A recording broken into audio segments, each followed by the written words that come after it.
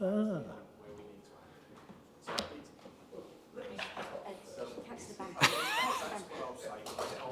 We are live now.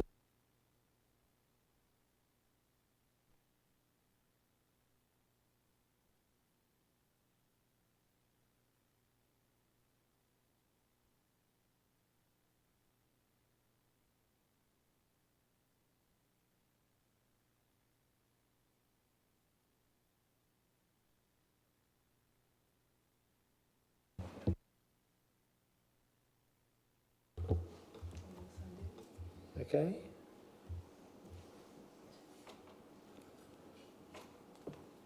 Good evening, ladies and gentlemen. Welcome to the Audit, Compliance and Governance Committee of the 31st of January. My name is Councillor Adrian Bamford and I'm the chair of the committee. The meeting is being recorded by the Council for live broadcast on its YouTube channel and for training purposes. If there are breaks in transmission to the YouTube stream, the meeting will be adjourned for a short period, well, hopefully a short period, until any issues are resolved. Not a lot of members of the public present, so no need to talk about fire alarms. Can I ask everyone to speak clearly when addressing the meeting and that officers introduce themselves when they speak?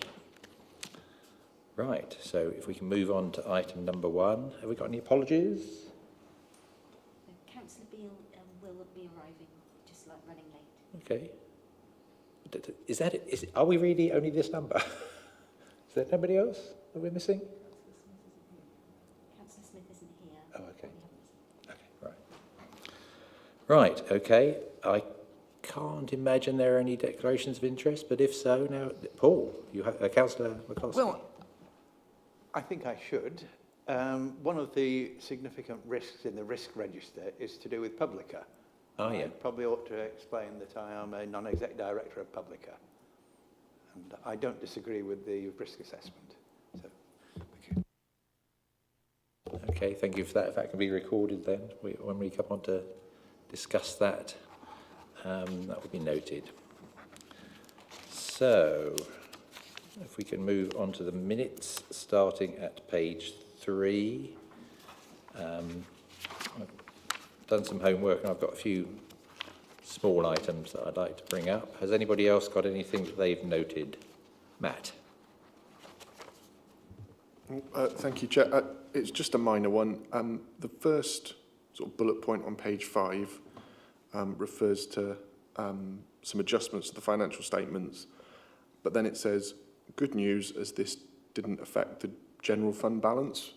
I think that's perhaps, I'm not sure whether that should be the good news was it didn't affect the general fund balance, but to sort of refer to account adjustments as good news isn't quite the right way of putting it, I think. Sorry, is that point 5 of the minutes or page 5? The first bullet point.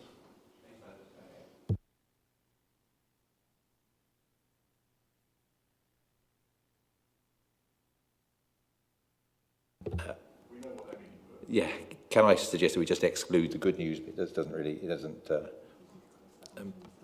make any difference to the statement. I think we'll just leave the statement as it is without the good news bit. Thanks. Has anybody got any other points before I chip in? On page 4, under point 5 of the minutes, I think we've lost a D after on the introduce there.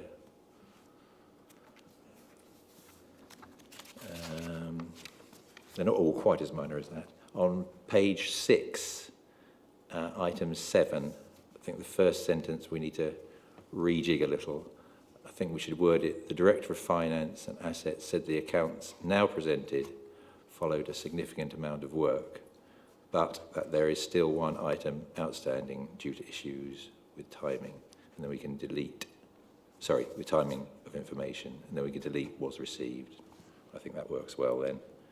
And just moving a little bit further, it says that with the timing of information received from Gloucestershire Airport and experts. I don't think that's right, is it? I can't quite remember. There were other things other than Gloucestershire Airport, but I can't quite remember what they were. You got? No, okay. Well, perhaps we'll just leave it at Gloucestershire Airport and delete and experts then. That'll work, won't it? Page 7, item number 9, halfway down, I think we need to delete the before, oh sorry, not, replace the with a that before the £36,000 there. I think that'll make sense of that. Is that everything? Oh yes, no, just one last one. Item number 10, the final sentence, there were no member questions. We've got an or noted there, which I think has slipped in and probably shouldn't be there.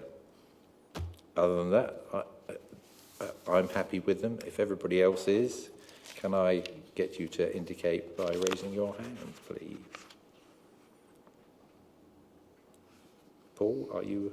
I'm abstaining because I wasn't present. Oh, of course. Thank you. Thank you very much. Okay. We can move on to item number 4, which is public and member questions. We've got no questions from the public, but we have got 2 questions from Councillor Willingham, which I've seen responses, and I know Councillor Willingham has. Can I take it that you've read those and you're happy with the responses? And do you wish to ask any supplementaries? Thank you, Chair. Yes, there is a supplementary, although you will undoubtedly be glad it's not a technical question about planning policy SD12. I still have some concerns about this, and I think it would be useful if we could either look at this when we're discussing the internal audit process report as something we can ask to be added or on the work programme, just so that we capture the concerns and we can ask internal audit to look at this. And I hope that you'll be amenable to that at the time. Yes, I'd certainly be amenable to that, and we've got internal audit here. I know we've got the plan coming to the next meeting. Could you, do you think, address that Councillor Willingham's point when you bring the report to the next meeting, Joanna? Yes, Chair, we will take that back. I'll take it back to my Assistant Director, and yes, we will address that point. Many thanks. Right. Okay, can we move on to item number 5, which is the progress report and sector update from Grant Thornton, and Peter Barber's here this evening and he's going to present the report for us. Over to you, Peter. Thank you, Chair. Good evening, committee.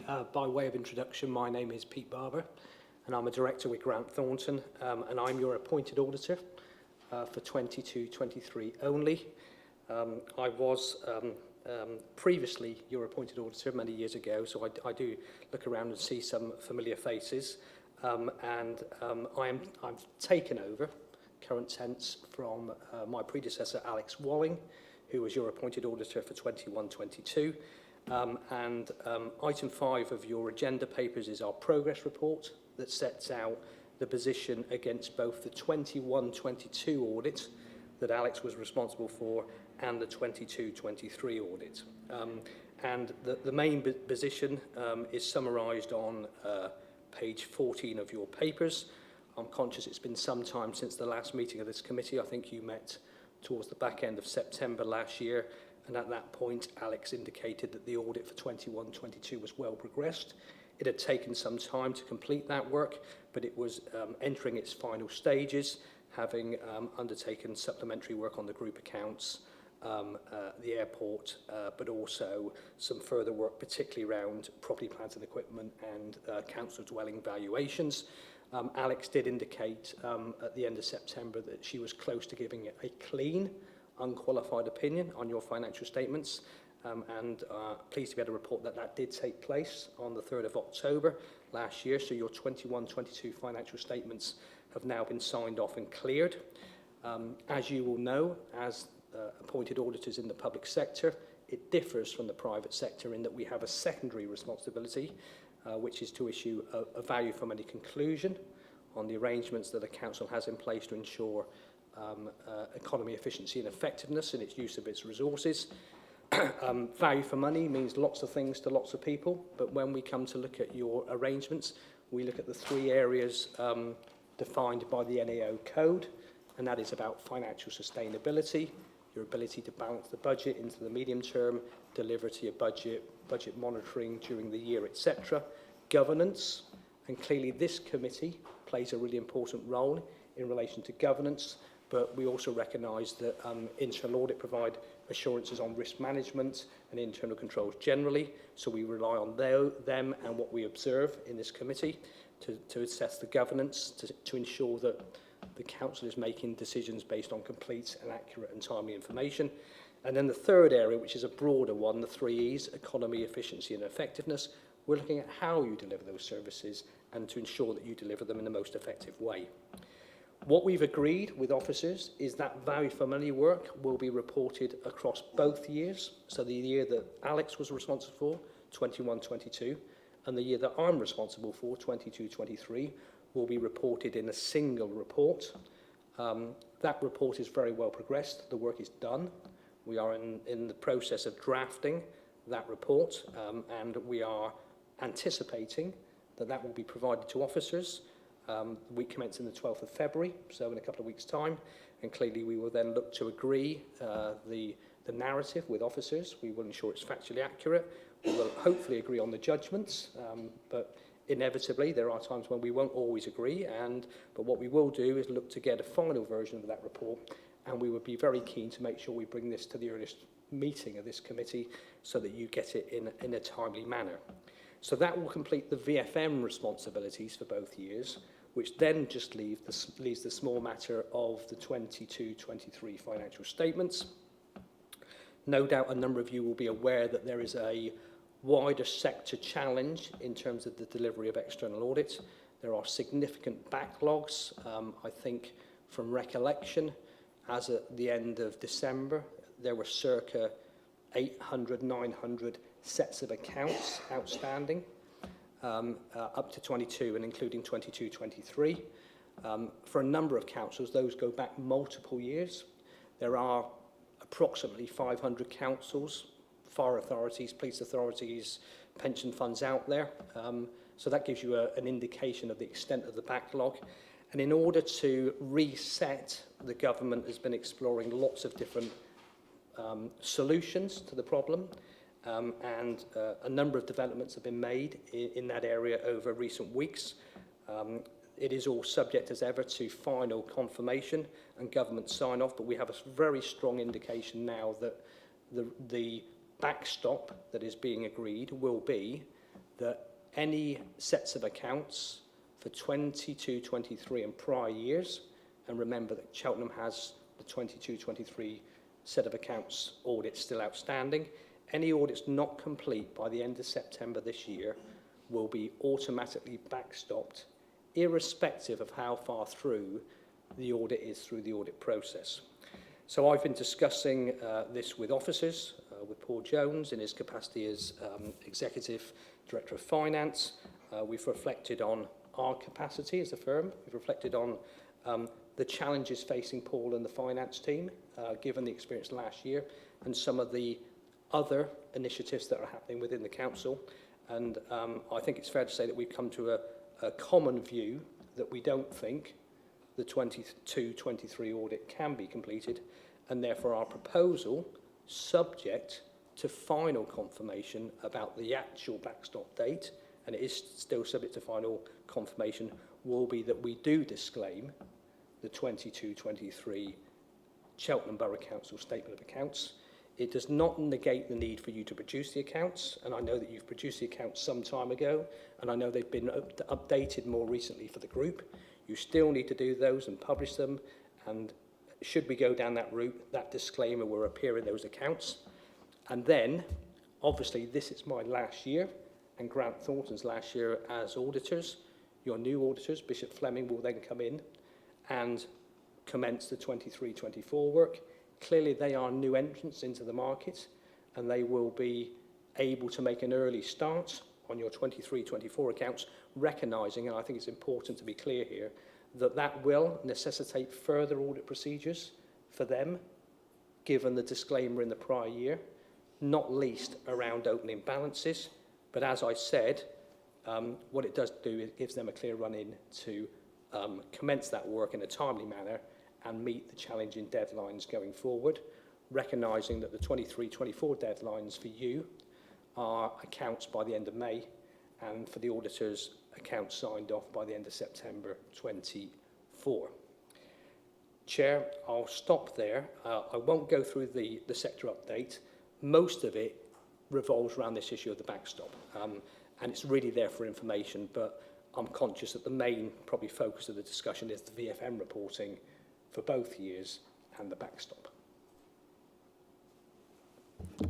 Thanks very much, Peter. That was a very helpful update, actually, and answers several of the questions that I was a bit concerned about. So on page 16, we've got the deliverables for 22-23. What I think we're saying is by the roughly mid-Feb, but shall we say end of Feb, we will have those VFM reports, and it'll be for both years.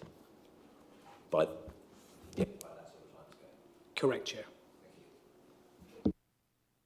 And I'm also glad to hear you say that the 21-22 got your final sign-off, because we did complete that, as you say, end of September, so in anticipation that they were about to get your sign-off. So I'm pleased that is now put to bed.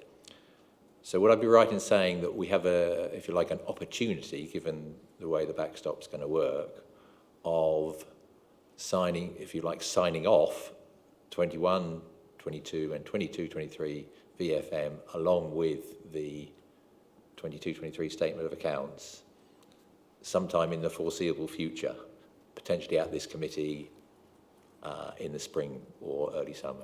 Would that be a reasonable surmise? Just to be clear, Chair, so in terms of Grant Thornton, if we take the 22-23 financial year, the VFM element of our role will be concluded in the next few weeks, and clearly what we will do is aim to get a final version of that report. It can be shared with members ahead of whichever is the next meeting of this committee, but clearly we would want to bring it to this committee as soon as practically possible to present the findings. I don't want to preempt that report. There will be positive messages in there, but we recognise that there are lots of initiatives underway at the council that provide lots of opportunity but have inherent risk as well, and I think that will be a helpful discussion. Just to be very clear, we will not be signing an unqualified opinion on the 22-23 accounts. That would be disclaimed, but what it then does, it allows your new auditors, Bishop Fleming, to make an early start. Clearly they will be able to articulate to you their proposed timing, but they will be working towards the new deadline, which is the 23-24 statement of accounts, to be concluded by the end of September 24. Yeah, thanks. That's very helpful. Yes, that was actually what I meant. I realised that you weren't actually signing off 22-23 statement of accounts. It was just when you thought that what the likely timescale was for that disclaimer, and if it would fit within that a suitable time frame to have a discussion about the VFM reports. What are your thoughts on that? Sorry, Chair, and I probably wasn't very clear on that. You're absolutely right. As soon as we're in a position to understand, well, once the government have approved the final deadline for completion of the 22-23 accounts, which we expect soon, we will then be in a position to agree with officers the position and issue the backstop as soon as possible after that has been formally put into legislation. So the exact timing I don't know, but I would hope it would be soon, which then opens up a clear run through for 23-24 for the new auditors. Thanks. I think that's as much detail as we can ask, and I completely understand the situation now. And perhaps we can come back to it when we look at our schedule for the next meeting as to how we might schedule in something appropriate for you to come back and present those items. Right. So, does anybody else have any? Matt, over to you. Oh, thank you, Chair. I just wanted to ask around the backstop or disclaimed accounts, I suppose, first of all, what amount of work goes into auditing the accounts if the audit is the audit is disclaimed or the accounts are disclaimed? Because I suppose in theory, do you do nothing and just say that's that? And if so, what happens to the sort of the audit fees and that sort of thing? And I guess sorry, there's a few questions if it's okay, Chair. I then wanted to ask, what's the merits or not of issuing, say, a qualified opinion? I know that's sort of it's a black mark, but a qualified opinion saying we've audited 90% of the accounts and we're happy with those, but the other ones we just haven't audited, rather than there's a problem, if you know what I mean. And then I guess the other question I just wanted to check as well, there's reference to the 22-23 accounts being published in May 24. I assume that's not published. No, is it published for May 24 and then the audit would then commence, next year's audit would commence after that? I appreciate that's not Grant Thornton, but I just wanted to make sure I had the dates right in terms of the time frame there. Thank you. Through you, Chair. Yeah, thank you, Councillor Babbage. There's some good questions there. So, in terms of audit coverage, we've done a little bit of planning for 22-23. We have to do that as part of putting the plan together, and we've done the VFM work. So the VFM work is, my reflection would be probably a quarter of the work that's required under our responsibilities. It is heavily weighted to the opinion. We have not.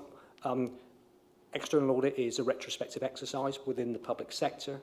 We tend to adopt what we call a substantive approach, which means we wait to get the draft accounts before we audit the figures. So we're actually drilling down and testing the detailed numbers. So there is limited progress made in relation to the 22-23 audit. And there are discussions underway with public sector audit appointments, who obviously commission us to do the work on behalf of Cheltenham and lots of other councils as well, as to what ramifications a disclaimer has on the fee. I think we're in a better position here than some, where actually they're further progressed but still won't make it, and therefore a lot of audit time has been incurred, a lot of officer time has been incurred in responding, but they still don't get there.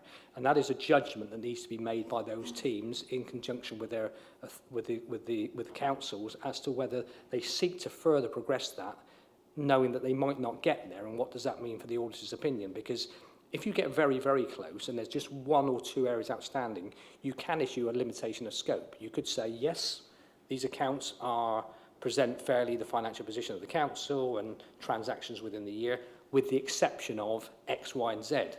Once you get to X, Y, Z, A, B, C, and you get too many of those, then it is a qualified opinion because you cannot give enough assurance.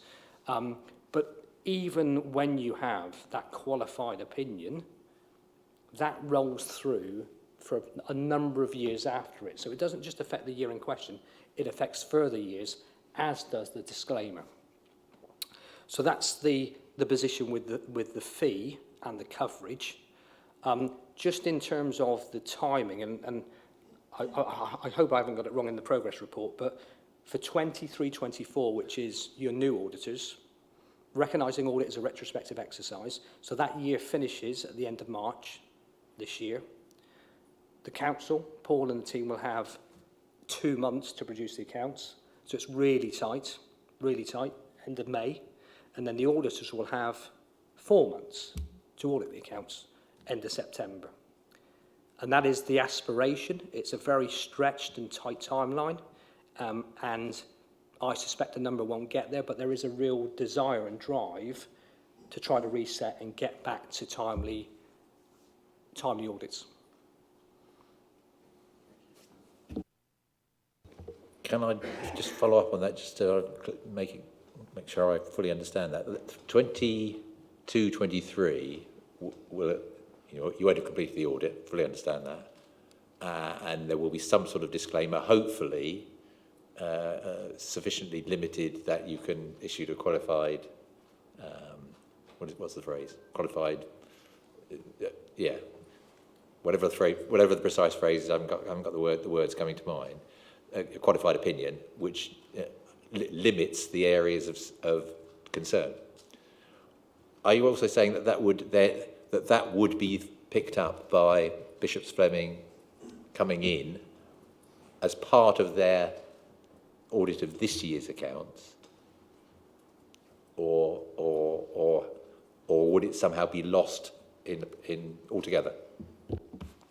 So just to be clear in terms of the difference between qualified, limitation of scope, opinion and disclaimer, the scenario that I set out for Councillor Babbage, where an audit is well progressed and the opinion would be qualified, limitation of scope, that is not the scenario that would arise at Cheltenham Borough Council, because we haven't started any work, and because we haven't started any of the detailed substantive work, why would we embark on that knowing we won't make it, and there's still being lots outstanding, not least given the experience with the group, etc., from last year. So it will absolutely be the disclaimer, and it literally will be that we haven't audited these accounts. But when the new auditors come in, they don't have to audit the whole of 22-23 and the whole of 23-24. They have to do the whole of 23-24, but they'll have to do additional audit procedures on the 23-24 opening balances,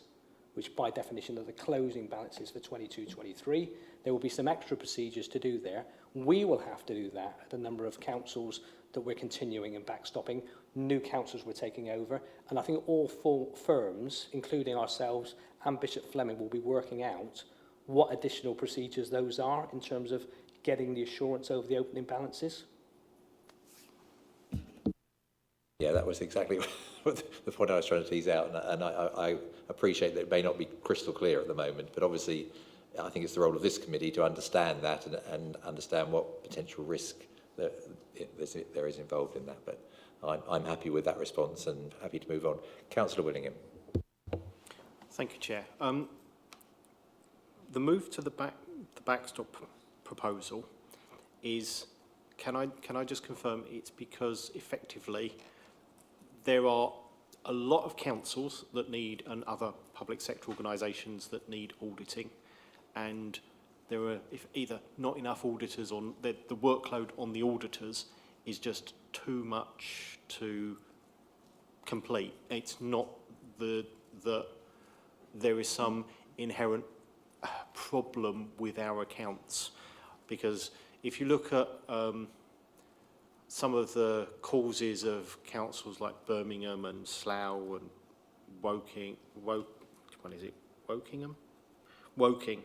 Thurrock, Nottingham, Croydon, in many of those cases it's been commented that accounts weren't audited, and it was, you know, there was a systemic failure, and I think it's making sure that this is a lack of resources, not that there is some inherent problem, because if we didn't challenge that point to the auditors, I think we wouldn't be doing our job.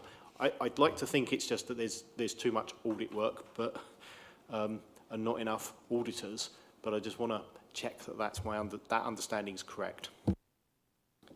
Through you, Chair. Yeah, another good question, Councillor Willingham. It's an important bit to clarify, because I think that it's fair to say that if I reflect back on what an audit looks like now and what it looked like 10 years ago, it's fundamentally different. The amount of work involved from us as auditors has gone up exponentially. So we are doing multiple times more work in terms of quantum of work than we were doing 10 years ago. But that also means it's putting a lot more pressure on the finance teams within the council. So the council's finance teams, they're doing the day job. I mean, it is the day job because it's external financial reporting. They do all the internal stuff. They do all the initiatives. So the demand on officer time, particularly has increased significantly as well. And I think it's fair to say, and we've reported it in the past, that yes, we've had challenges, as all firms have, in terms of capacity and resources. But actually, there are resource challenges within the council as well. And that manifested itself in some of the delays that were experienced last year on both sides. You know, individually it would have been challenging. Both, that's why it took 15 months plus. And we are reflecting on that, myself and Paul as the Director of Finance, we've reflected on that. And we think, given that we've got, well, we're February tomorrow, we've got 8 months, you know, realistically, is it deliverable with everything else that's going on? And we think, no. Not least because, one, we think it will be tight, and two, it then creates problems further down the line when you come to the 23-24 audit. So I think it's also important to say that when we did get 21-22 audit eventually done, it was positive. There weren't many material errors. There weren't lots of things. There wasn't any indication of inappropriate accounting or anything like that. It's just taken a lot longer. So I think that's a really important thing to, so when you reference some of the other councils, it was more about the numbers not being right. We're not suggesting that's the case at Cheltenham, because that's been proved with the audit of 21-22. It's capacity on both sides that's put us in a position where we've not been able to make an early start on 23-24. Sorry, get my years wrong. 22-23. So those that aren't going to be backstopped, the 22-23 audits are well progressed, already complete. So we're coming from Cheltenham behind a lot of other councils, and that's why the window to do the work is diminishing and can't be done. But then there are lots of other councils out there that have 2021, 19-20 accounts outstanding. So this is the reset. Thank you. That's reassuring. Thank you. Perhaps I'd just offer Paul an opportunity if you wanted to come along on capacity at all for yourselves. No, I think Peter and I have discussed this at length, and I think this is a pragmatic solution, because obviously the backstop is put there for a purpose, which is to get local authority accounts back onto an even keel across the board. I take comfort from the fact that actually we're talking about 1 year, not multiple years. But I think, this council is very publicly says about punching above its weight and the ambition that it's got. And Cheltenham Borough Council is probably not an easy entity to audit, not least because it's not just a single entity. It's got multiple groups. One of those is the airport, and just because of the environment that the airport works in, we unfortunately very rarely get their accounts by the 31st of May. So whilst we publish a set of accounts in accordance with the statutory deadlines, more often than not, they're a single entity set of accounts as opposed to the group accounts, and those obviously come further down the line when we receive the accounts from some other subsidiaries, one of which is Gloucester Airport, the other is Cheltenham Borough Homes, Publica, Ubico, and all the others. We've got in excess of £500 million worth of assets, and from my perspective, I think Peter alluded to the fact that his work has increased exponentially, and part of that reason is because the amount of revaluation and the work on there. The cynic in me is almost like, so what? Why are local authorities spending so much time having to keep revaluing assets like the pump room, like the town hall, which to all intents and purposes, this council will keep in perpetuity. And so there's an awful amount of work on both sides through those valuations for probably not a lot of output at the end of it. Similarly with the pension fund, for which we're a member of through the Gloucester Local Government Pension Scheme, all sorts of things have happened. The MacLeod judgment and the amount of money that this council spends on having revaluation reports done on its pension for something that has absolutely no control over, but that all has to be audited, and in my opinion it's disproportionate. So we've got that in excess of £500 million worth of assets. Included within that is the best part of 5,000 homes, which again comes with complications in terms of the valuation, the way that self-financing and that whole housing revenue account. So, our accounts are not your standard set of local authority accounts, in so much that we have a multitude of complications. And coming back to that pragmatic view, obviously we've got Bishop Fleming, who I've met on a number of times and are itching to get involved in Cheltenham and want to take forward the 23-24. We've obviously got a huge agenda in terms of what we're doing with our housing services, the Golden Valley development. Grant Thornton as a firm will obviously, yes, it sounds like 8 months, but for a period of that, they will have to concentrate on NHS, so that resource isn't physically available for local authorities. So, I want to be clear, it's not the fact that we've got 8 months, it's actually probably 4 months when you take into account that 3 months of those are taken out for another body. And just realistically, trying to audit the 23-24 accounts and the 22-23 at the same time, and we could go through a significant amount of effort And as Peter said, one final thing, whether it be evaluation at the airport or on one of our assets, if that's not concluded by the 30th of September, that'll be a whole host of work that will just completely be a waste of time, and Grant Thornton would still have to issue that disclaimer. So I think personally it's the right decision. Thanks very much, Paul, and I hope the DLUHC or Offlog or even SIT, wherever it is that makes up these rules, was listening to I thought it was very eloquently put. Councillor McCloskey. Thank you, Chair. I think the mot du jour is backlog. I started writing a list: NHS, the courts, Windrush compensation, asylum applications. You mentioned that one of the reasons we're in this situation is auditing resource. Part one of the question is, are there other underlying reasons why we're in this situation, apart from auditing people?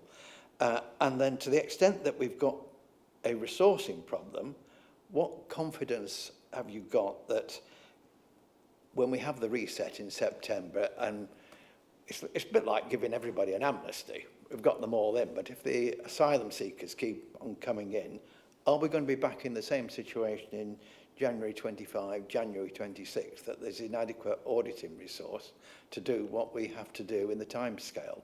So it might be a question to you and to Paul as well, because I think there's work to be done, and there's some debate about whether it's internal audit or it's you yourself. But I'd be curious to know, convince me that my successors on the audit committee are not going to be having this problem every year, that lack of auditing resources means that we can't meet the timetable. Through you, Chair, if I may. So I think we need to be very clear, we're not talking exclusively about audit resource here. This is a combination of a number of factors. Yes, we have had resource challenges, but as I mentioned previously, there are capacity issues within a number of councils, including Cheltenham, given the agenda that it's got, and accounting, the external audit role being just one small element of what Paul and his team do, and it's not a big team. So, you know, there is an issue across a number of councils about, one, the demands on finance officers, not least because councils generally are having similar problems to us as audit firms, that we're trying to attract the same people basically with the same skills, you know, sit for qualifications, etc. So you see a lot of people moving between the two, but actually the pool of resources is quite limited, so it makes it very difficult. So I think it's really important to say that it's not just an audit resource, it's a capacity issue on all sides, and it does beg the question that the very question you've asked. And I think that this is an amnesty, but I suspect that the sector this is an amnesty, but you've absolutely need to step up now, you know, on all sides, that there needs to be a recognition that we need to get back to some degree of timely reporting, and that the ramifications of missing the deadlines will increase going forward. So we've been, as all the firms have been encouraged to say, if a council doesn't produce its accounts by the end of May, then we need to be all over them why they're not producing them. Because in the past, there's not been any real consequences of not producing a set of accounts. And similarly, if the auditors aren't signing off those accounts, having received them in a timely manner and having had cooperation, then there will be increased pressures exerted on the auditors as to why they're not signing off. And there is a real move across the whole sector that this is a reset, but that all parties need to step up and actually ensure that they are able to deliver to these earlier timetables going forward, having had the opportunity to catch up. Very interesting question. I could bore you for the next 3 hours of why there is a waiting list in just about every sector of the NHS you could think of. Not so familiar with the local authority side, although I do suspect there is, the generic thing is that demand for, Paul and Peter have talked about how their workload has increased, whilst resource, let's face it, has gone down. In the NHS, workload has skyrocketed and resources stayed pretty much the same. So you've got that same problem right across the public sector, I suspect. Anyway, yeah, please, yeah. Over to Paul. So I think following on from that question, because I think Councillor McCloskey was very much articulating about your sort of successors on this committee and what assurance can we give. Well, obviously, part of the reason that Peter and I have come to the decision that we're recommending here to you today is actually that sort of horizon of what's coming forward. So I think everything I'm going to say has been reported in the press, so obviously I'm not breaching exempt information, but obviously this council back in 2020 did make the decision that at the right opportunity it would exit from its holding in the airport, and obviously we're progressing the potential disposal of that. Obviously due to the changes in regulation, the duplication of effort and trying to sort of make, I guess, that sort of Team Cheltenham ethos, we are in the process of bringing housing services back in the house. So just by those two decisions alone, that would simplify the accounts, because obviously you wouldn't have the requirement for the consolidation of big group accounts. In the concept of Cheltenham Borough Homes, those housing services, obviously they have a finance team who will come across and complement what we've got. So we will have a much bigger finance team and by definition resource to be able to apply this. So I believe that the executive and are in the process of putting in steps to ensure that actually moving forward, this is a great opportunity in terms of a reset, but ensuring that, like you said, that we're not here in 3 years' time trying to audit the 23-24 accounts. Okay, are there any more questions? Well, before you thought you got over that, I'm going to ask one. This is really on behalf, well, it's not on behalf of Tabby, it's on behalf of all of us, because I'm sure we'll all sign up to this concept. If you look at page 25 of the report, Peter, I realise this is a generic report, so it's not specific to Cheltenham, but the SIPFA statement that is, it's sad really, and it's the thoughts of any of us on the fact that the idea of having sustainability reporting in the public sector is clearly something we'd all be enthusiastic about, and it is a worry when you hear that SIPFA are reporting that public sector sustainability reporting frameworks are inconsistent and confusing. If we're not going to get proper understanding of the financial consequences of climate change and other biodiversity type issues, I think that is a worry, and I don't know whether, Peter, it's probably not your area of expertise, and maybe Tabby might have some thoughts on that, I don't know. I'll throw that one open just in case anybody has any thoughts. I do want to say thank you actually for raising that, because in some ways I don't want to consistently be just the one person raising it, because you're right, this does affect everyone, and I kind of feel a bit conscious of the fact that reading the swap audit summaries as well, there's particular reference to the fact that climate change needs to be kind of considered as potentially a really disruptive force. It is going to be increasingly part of how we consider risk management, and I was almost wondering if it might be possible to consider that for the work programme, which I think we were going to discuss later this evening. Just having some kind of mitigating strategy towards how we can actually implement things in a more straightforward way, because I kind of feel like there's a lot of misinformation about there. There's a lot of people who don't feel consulted, or they don't feel part of the democratic process, and it's kind of quite challenging to get things done. There's loads of new legislation coming in, but that can seem quite abstracted when we actually really need to be making tangible action. So I appreciate this being raised and sort of considered. Sometimes I feel a bit overwhelmed with how to actually implement things in a solid way. So I'm happy to open the floor to other questions, really. I don't feel like I have any particular queries, but I would be really interested in adding this sort of SIPFA findings to the work plan and maybe implementing that for audit on a more longer term basis, if you think that might be appropriate. Thanks, Tabby. Yeah, I think it's certainly been a long-term concern of mine that so often we don't bring in those long-term consequences, the financial long-term consequences, when we're considering business cases in whatever sector, and obviously I include ours. Whether it's something that comes in through audit, or whether that's more of what officers need to presenting their, if you like, their business cases. I don't know, but it's certainly, I think going forward, we all would like that to be high on the agenda. I don't know if you want to comment on that. Do you know? Really? Okay. Thanks for that. I was meant to turn it on and off. So I think that's, thanks very much for that, Peter. I think I've provoked an interesting discussion. Can we move on to the risk report, or the report of the risk register, and Paul's going to present that for us. Thank you, Chair. So obviously this is a fairly regular report that comes to you, and I think at the request of the committee last time, hopefully this you'll find this report has removed those acronyms and replaced the actual words for the benefit of the committee, certainly those at least that we've spotted. This is the second report, which aims to identify those risks that have changed, any new risks, and any risks that have been removed. So in terms of the risk itself, I just wanted to focus, I guess, on the two sort of highest risks, which are in relation to Minster Exchange and Publica.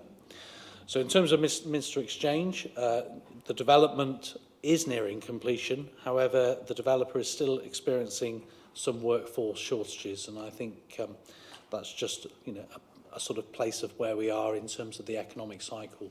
Obviously, not enough skilled people coming through, and obviously we're suffering like many other construction projects across the country. Weather also has the potential to disrupt the completion of the groundworks, which is one of the final elements that will need to be concluded. Those delays could create budgetary pressure, as there is a requirement to keep both resources and the welfare facilities on site until completion. The higher the risk really reflects the more closely that we as a council monitor. So at this point in time, we are meeting frequently, watching numbers on site and recalculating the programme, as well as looking at other options to ensure that the actual risk does not occur. And as we are so close to completion, I want to assure the committee that we are retaining that level of focus and scrutiny on this risk, and I think we will potentially be coming back to full council in March to give a sort of update in terms of when we expect final completion and official opening. In terms of the Publica risk, obviously our IT and the security of our systems is essential to our business's operation. And at the time of adding this risk, there were concerns about the stability of the service, and that really related to whether they had the ability to recruit and retain the specific skills they require. I think it's fair to say that Publica have reacted to that risk in so much that they've now appointed an interim managing director and also appointed a programme director. And we are receiving that assurance from our ICT contact, so I think on reflection, we probably will be reviewing this risk again in February, and I think there's a fair sort of opportunity for that risk to actually reduce. Again, we need to retain focus on this essential service, hence it being highlighted for the committee tonight. So that was really what I just wanted to bring to the attention. I'm happy to take any questions. Any that I cannot answer, obviously, will take away and get a written response. Thanks, Paul. Councillor Babbage. Oh, thank you, Chair. I just wanted to ask, normally when we have these, there's like a grid or a table sort of saying what the various levels of impact are, what the various levels of probability are. So I guess the first question is, for next time, could we add that, have that back in, just for reference? I don't know if offhand you know what the, say for a level 5, what that impact is in monetary terms and what the probability is in percentage terms, I guess. And then the other one I was just going to ask was, quite often when you have risk registers, you sort of have them, you have the risk kind of plotted out on a grid, with kind of showing the direction of travel to show whether things are improving or how things are moving over time. I just wondered if that could be something we look at for next time as well. Thank you. Yeah, I think maybe in the last meeting we did, you're right, we did have a grid. My recollection is that impact was right at the top end. Impact of 5 was right at the top end. Probability was very likely if it was 5. Have we got that right? Yes, to a certain extent.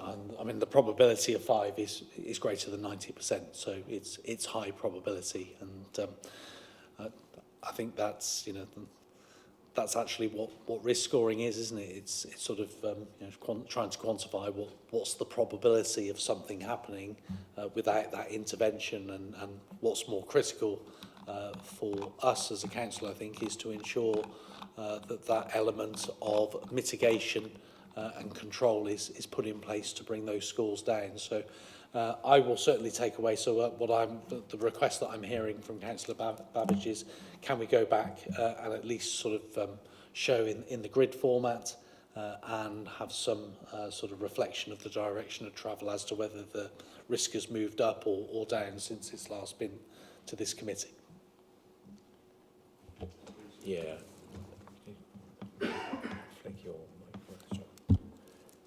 Yeah, I think that would be very helpful, because clearly those that are above a certain level, possibly above 20, or maybe including those at 20, it may be that we, as the Audit Governance Compliance Committee, take at each cycle, take a look at and ask for some sort of assurance that the measures to control, reduce, etc., are in place. I mean, for me, on the Minster, I think we have got a lot of information from the officers about how things have progressed, where they've gone wrong, what they're doing about it. So, but nevertheless, I think it's useful to record at this committee that it is that we're aware of that risk and precisely what we're doing.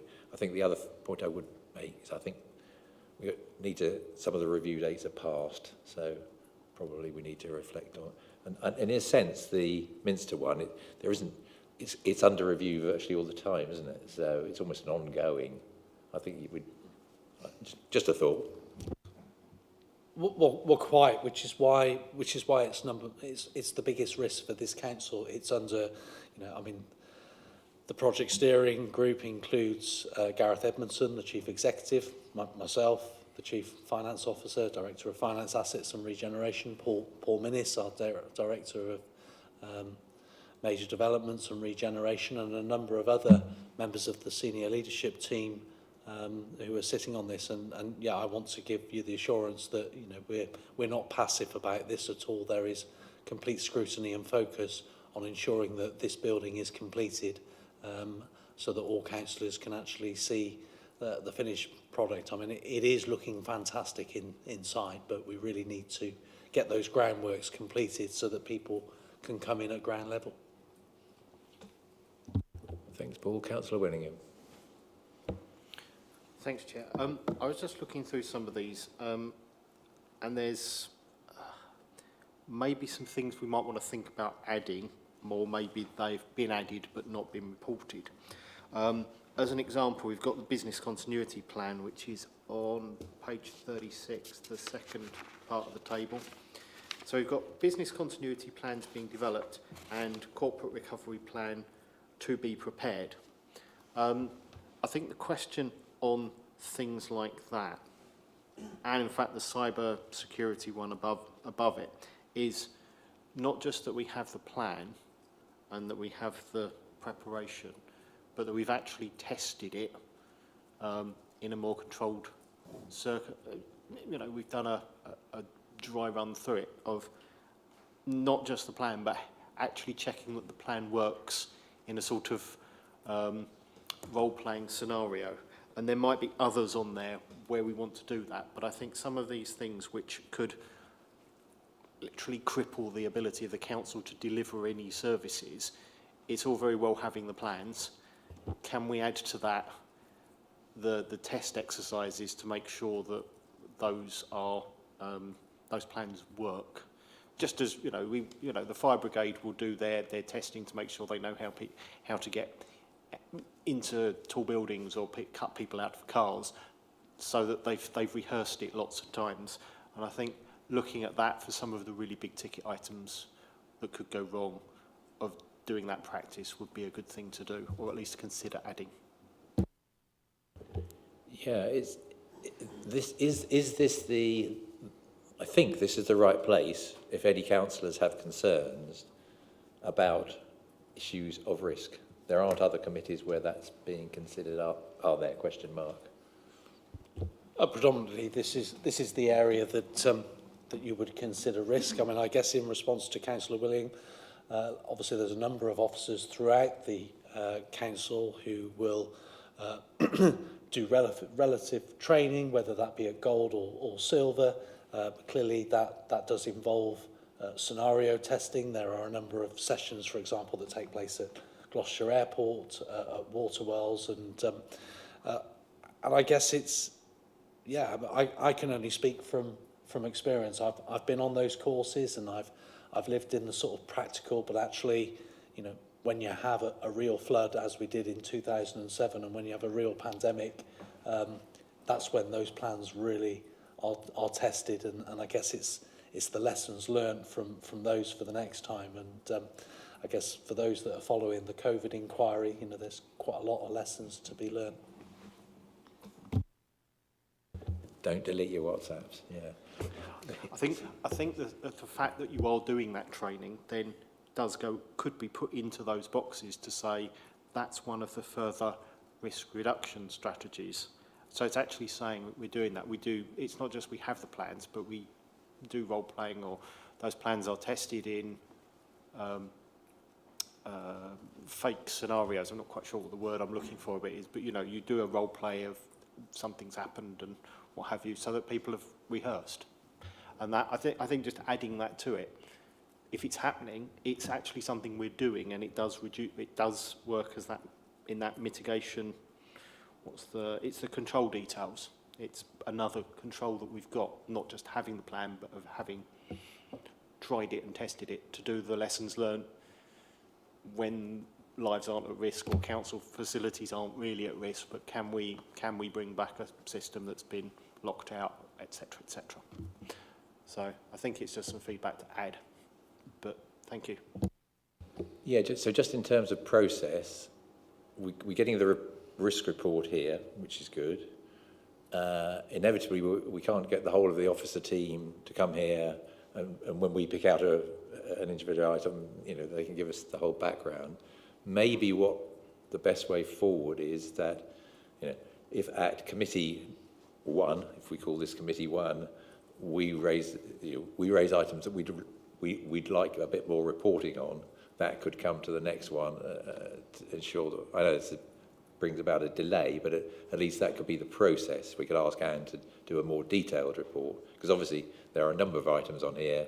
We can't have a reporting at length about all of them, although obviously we might want to jiggle with this table a bit, because I think I'm not sure it gives us really whether we've got an absolute handle on what are the greatest risks. But anyway, I think this is very useful having this table for us, and we can't expect officers to respond to every item on it at this meeting, but if we have concerns, it's an opportunity for us to raise that and get it reported back in the next committee, if everybody's happy with that. I'll take silence. Oh, I thought I was going to take silence to be assent, but Councillor McCloskey. Well, it is consent to that conversation. I was in two minds whether to raise this under the previous item, but I think it will do here.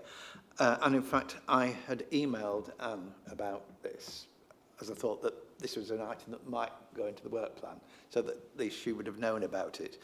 The topic of conversation is that Michael Gove has ordered councils to produce productivity plans as extra funding is unveiled. So there's two quotes, and I'll read them.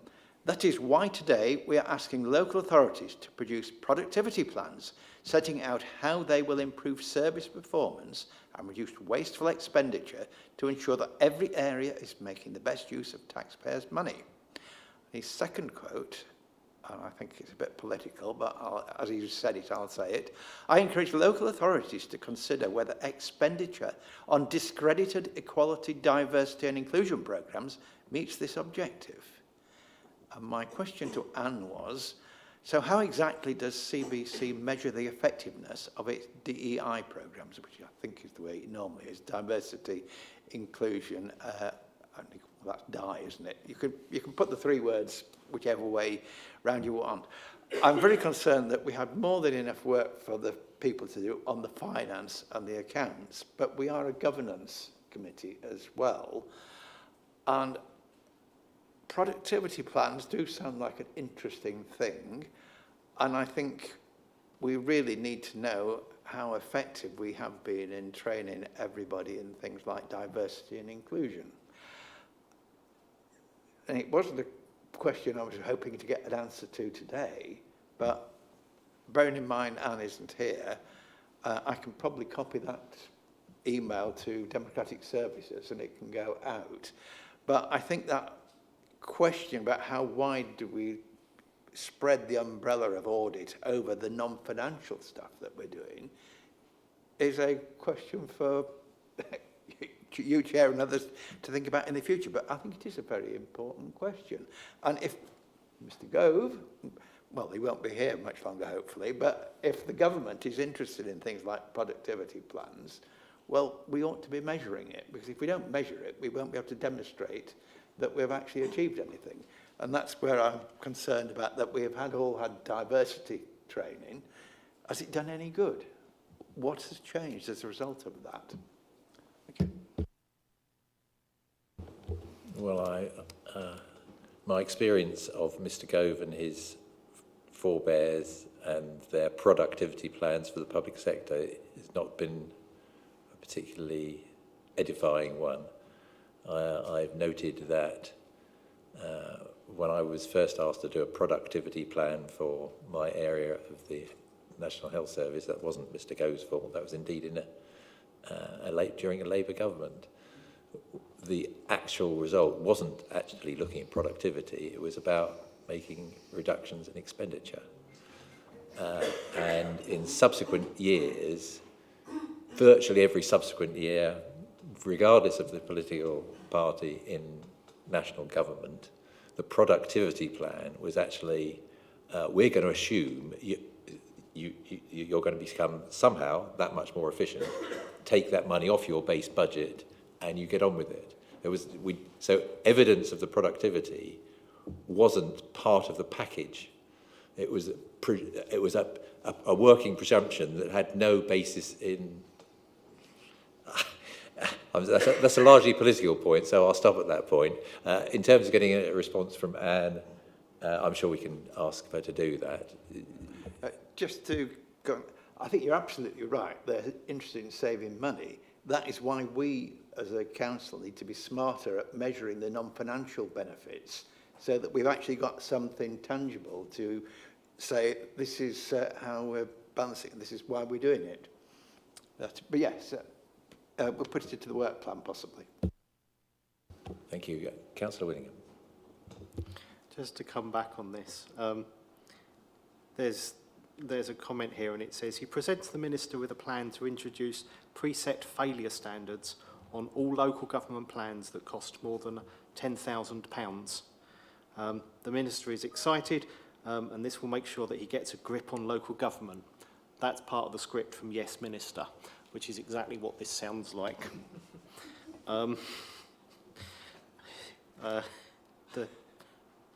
Yeah, I'll stop there. Sadly, I thought you were going to say it was something coming out of the DL. You're actually anyway. No. Right. Okay. Okay. Let's move on. Have we any other thoughts for Anne or Paul on the risk report? Debbie. Just in reference to EDI at the moment, I think overview and scrutiny are taking a look at that in our February meeting. So we're actually building a CBC EDI policy right now. So in some ways, like, we are actually going to be making quite tangible progress just because we haven't had that before.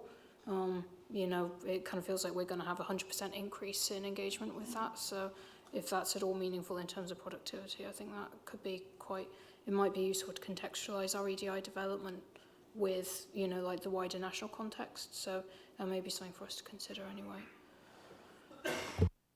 Yeah, thanks. I think that's helpful, isn't it? We're probably a bit blurred at the edges when it comes to the committee responsibility there, but that's probably something, if ONS are working on it, that will let them carry on and applaud their efforts. If it's also okay, I just wanted to second Councillor Willingham's idea about having like an emergency drill kinds of scenario, like test scenarios like that. I think could be quite valuable, and I wouldn't mind learning more about other councils that may have done comparable things, just in case there are tests like case studies or anything like that released through the LGA or Southwest Councils or anything like that. I think it could be quite an interesting thing to explore, just to kind of almost train us up in comparable situations. Okay, what if we, obviously that would be item by item effectively on the risk register, and if we were looking, if we can select 2 or 3 of these to look at the following meeting, then we can go into whether other councils have been able to have test runs and got anything out of them. So I think it's a good idea. Right. I don't see any other hands, so I'm going to move on to item number 7, which is our internal audit report. Jaina. I've got the right. It's Jaina, isn't it? Jaina. Apologies. Thank you, Chair. Yeah, I was going to say, this is a report that I was very comfortable reading because it seemed to suggest things were working well in most areas that you've covered. I'll let you elaborate. Yes, thank you, Chair.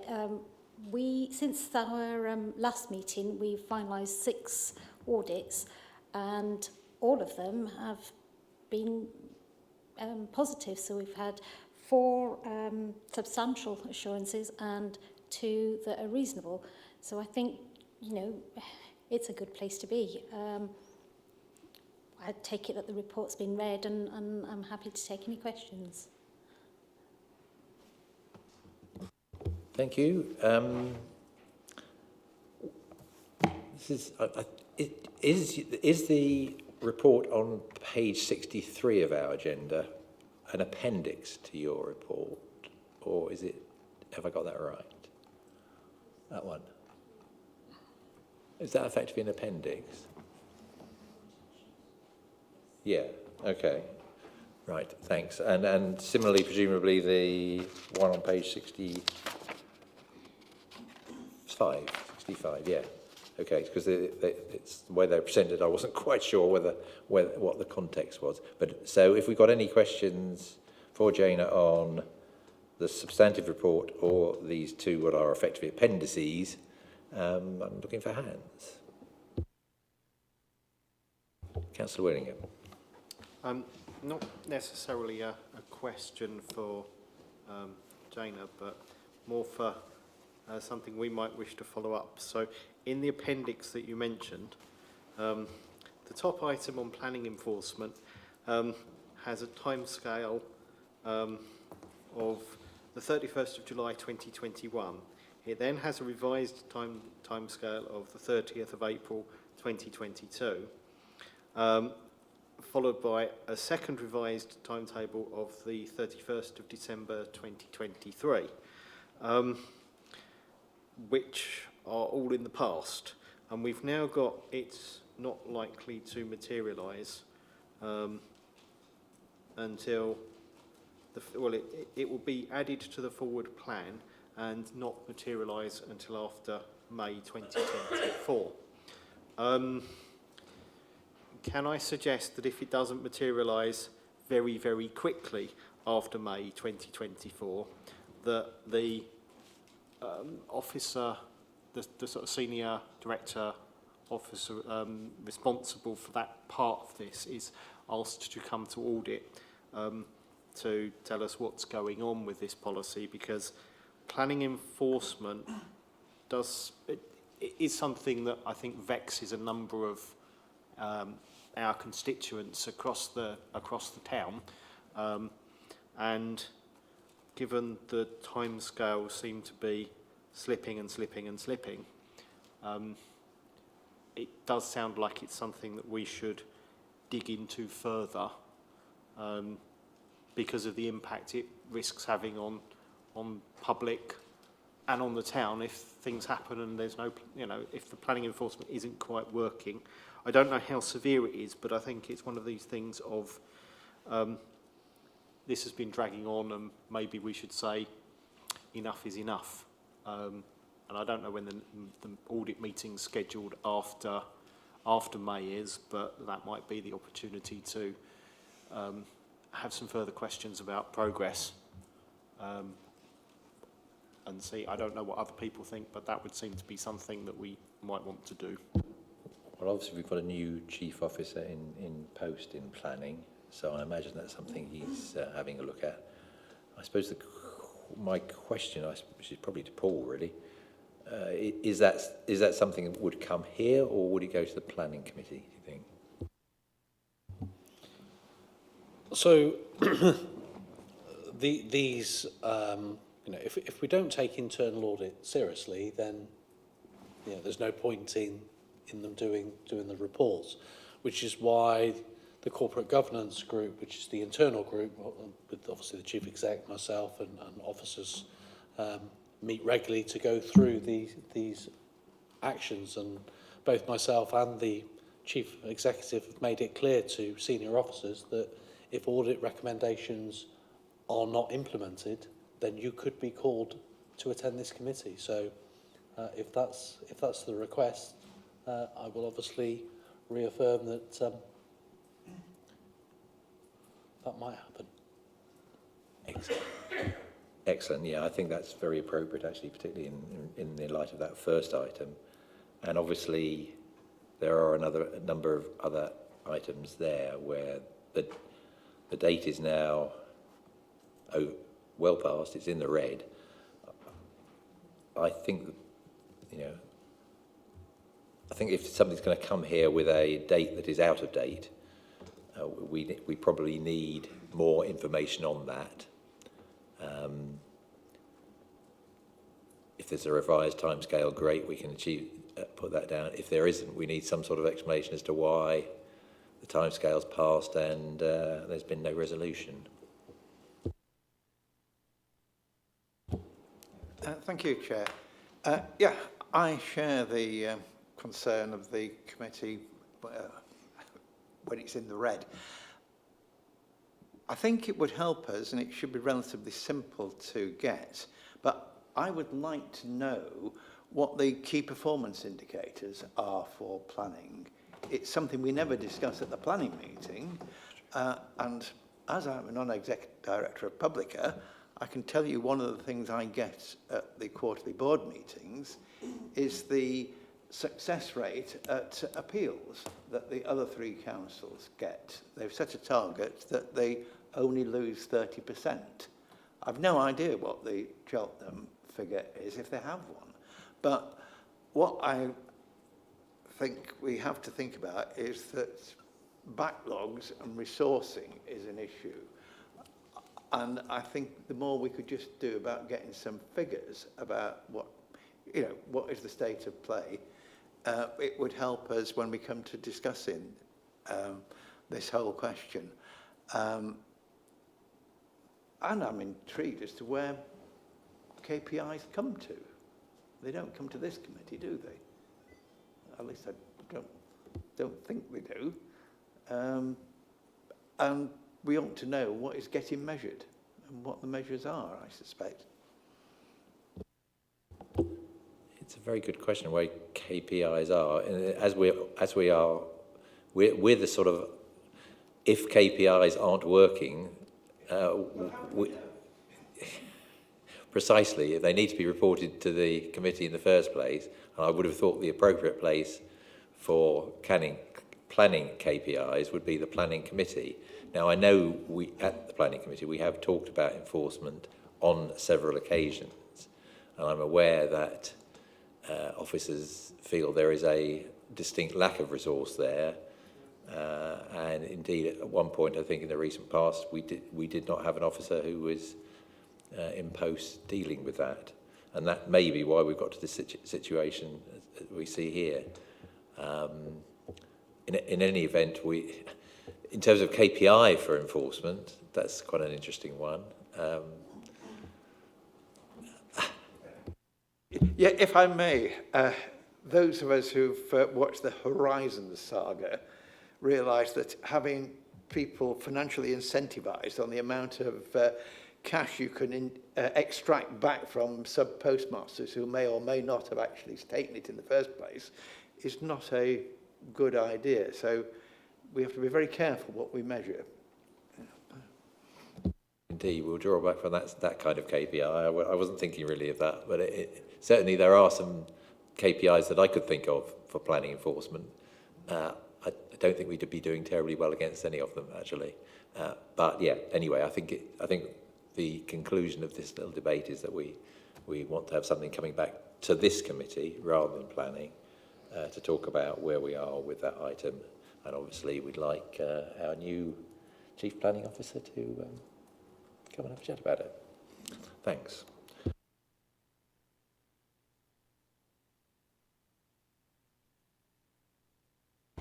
I did have one final point on the appendix at page 65, which was sort of just a record. Well, actually, things are going pretty well in that regard. We've managed to clear up everything on the priority 1 list, and I've got to the stage where all the other items, even under priority 1 and 2, are closed, all bar 1, as far as I can see. So that seemed to me to be a very good news table, even if the preceding one was not so much so. I don't know whether anybody else had any thoughts on that table on page 65.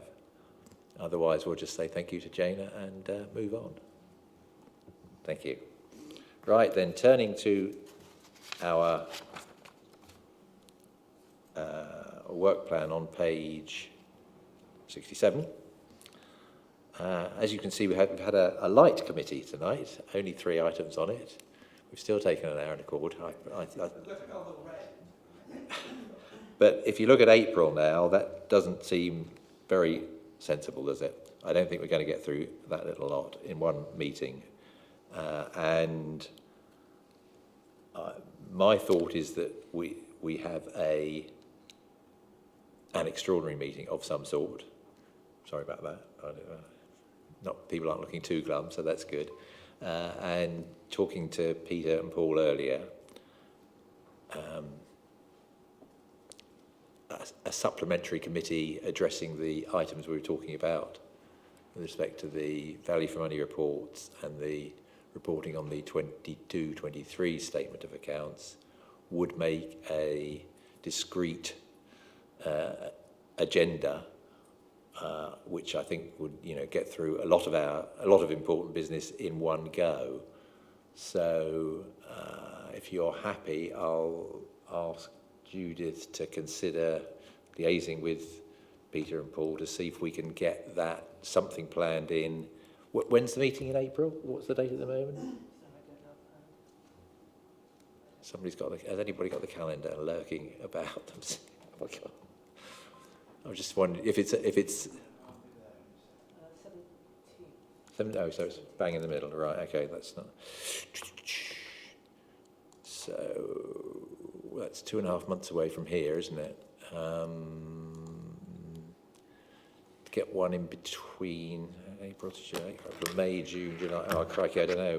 We almost. Anyway, I think we need to split that agenda somehow. And perhaps we can't do it on the hoof, but can I leave that with Judith to have a look at and discuss with Peter and Paul if a suitable date emerges? It could be that we go ahead with April and get something in for sort of June, maybe for the value for money and statement of account stuff. I'll bring it forward. Yeah, and bring this. I would bring the special one forward to February or March. Oh, okay, right. The other way around. Let's look at it the other way around then. Have something as soon as these 2 guys are ready. which is going to be, you know, in perhaps 4 to 6 weeks' time. Yeah. Okay. Any other thoughts on the work plan, or shall we take that as read? Councillor Willingham. Thanks. Thank you, Chair. Just so that it's captured for the minutes, if I can just expand on the comments about the affordable housing review work that hopefully I can ask for, but in the event that I'm not at the meeting, at least there'll be some minutes of the request. So, Council has a policy, JCS policy, Joint Core Strategy policy, that says an amount of affordable housing must be provided on developments over a certain size. And that policy is obviously of importance to the town and the people that we represent, because housing is in short supply, and if you allow developments to go ahead without affordable housing, then only the most affluent in society can get on that housing ladder. There is a derogation that says if the development wouldn't be viable with the affordable housing and all of the other contributions, so SIL and any Section 106, then that can be assessed, and the key point is that that assessment should be made public. Now, this hasn't happened, and I don't have the ability to go back through all of the planning records, but it didn't happen for a planning application for Stone Crescent in St Mark's, where I'm the county councillor. It doesn't seem to have happened yet for 456 High Street, which Cheltenham Borough Council is a part owner of the site and therefore a beneficiary as well as the local planning authority. And that application was withdrawn after it went to after the committee papers were published, and it didn't happen particularly well in respect of Lansdowne North, which is also in St Mark's, where the redacted report on the viability was published, which I hasten to add was 75 pages long, was published 2 days before the committee meeting, so after the officer report and the officer recommendation had already been made public. And I don't know about you, but trying to read 75 pages of documents very short time before a planning committee deprives the public and ward councillors and the committee of the opportunity to properly scrutinise that. And given that the developer and the district valuer service did not agree on quite a lot of things, that's actually quite concerning. And I think developers don't want this necessarily published because it shows how much profit they are making on these developments. But it is in the public interest that we see this. And I think the ask to our internal auditors is to have a look at this specific thing. You know, are there reports that should be being published that are not being published or not being published in a timely fashion, so that people feel that if they make comments on them, they will be listened to? Because once the officer report has a recommendation, if you then publish material after that, it looks like we've already made that decision. So have a look at that, see if there are any recommendations for planning to change the processes, and then come back to us with a timescale. It may be that these are just one-offs, but this does seem to represent quite a lot of money, and that's really what I'm asking internal audit to look at. Are we following our own policy guidance? Are we doing it correctly? Is there anything we can learn? And if so, can we get it changed? Because I think our role as internal audit is to, or our role as the audit committee is to pick up these things, ask internal audit to look at it, because it is far better that we find it and resolve it than the well-remunerated King's Counsel of an aggrieved objector finding it and us losing at judicial review, or us having to either get a planning application quashed, etc. And I think it's, you know, if we can mark our own homework and say, no, we actually do need to do that, that's actually better for us we are doing ourselves a favour. We are looking after public money, and we are ultimately making less work in the long term because hopefully things don't go wrong. So that hopefully is the capture of it. And I'm more than happy to have some dialogue and some explanation if there's any further questions, because I don't know whether you've been making notes or whether you really want to go through the minutes. So if there's any further questions, happy to provide the examples and the details. Because we are working to make the council better, not.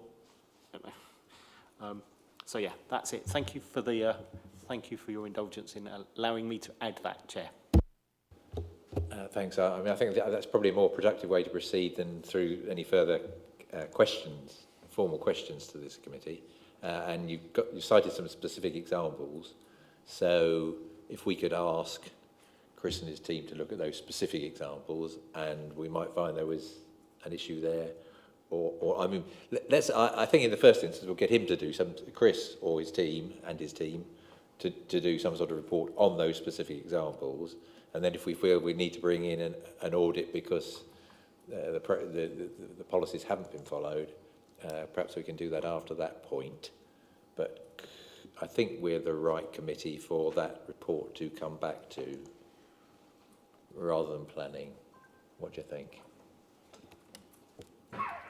Okay, so hopefully we can ask Chris to obviously be aware of the topic, because the questions, I think I'm sure his answers were accurate for 2023, but that really wasn't quite the nub of the issue.